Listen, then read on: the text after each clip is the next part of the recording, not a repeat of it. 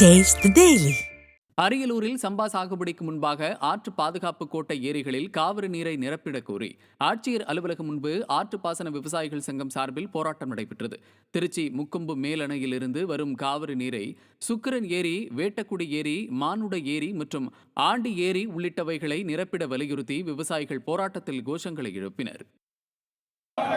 காப்பாற்று காப்பாற்று சுக்கிரன் ஏரி விவசாயிகளின் பாசனத்தை காப்பாற்று.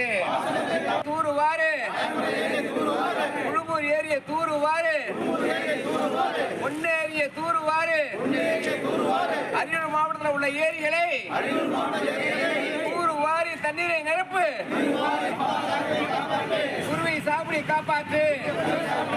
நீர்வளத்துறை சார்பாக இருக்கக்கூடிய ஏரிகள் கிட்டத்தட்ட ஒரு 93 ஏரி இருக்குது. அதில் ஆற்று பாதுகாப்பு கோட்டத்தில் 29 ஏரி, மருதியாற்று கட்டுப்பாட்டில் இருக்கிறது 63 ஏரி.